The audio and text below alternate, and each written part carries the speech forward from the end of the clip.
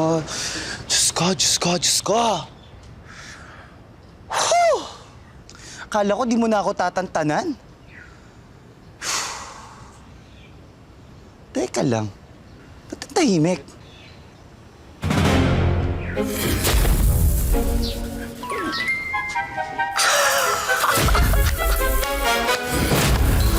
Ganon?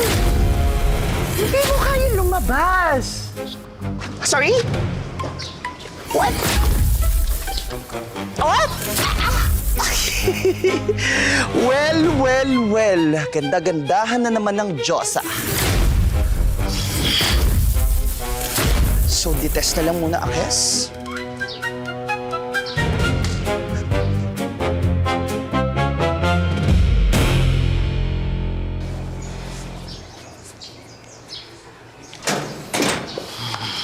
Anak, saan ka ba galing?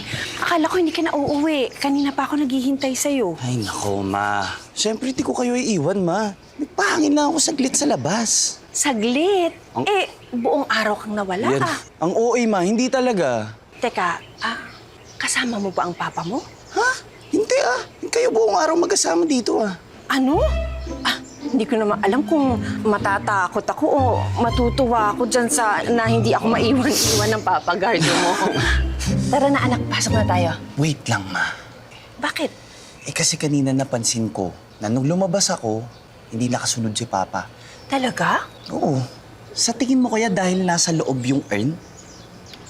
Pwede. Baka nga. What if hindi na lang natin ilabas dito para hindi niya na tayo magulo at hindi niya na tayo pakialamanan? Lalo na ako. Anak naman, wala pang pasyam ang papa mo. Kailangan nga, di ba, 40 days bago natin siya dalhin sa sementeryo. Baka naman magalit sa atin yun. Baka naman pwede mo nang mahintay yung 40 days, Nak. Sandali na lang naman yun. Sabi mo yan, Ma. 42? 33, 34, 35, 36, 37, 38, 39, 40! Freedom! Oh my gosh! Abang na abang ka na taga sa 40 days ko, ha?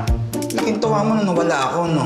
Nawalan ka ng kontra sa buhay mo. Pati ba naman emosyon ko? Pinapakailaman mo, pa? Hay, buti na lang 34 days left. 34 days left din para mabago ko yung isip mo. Check.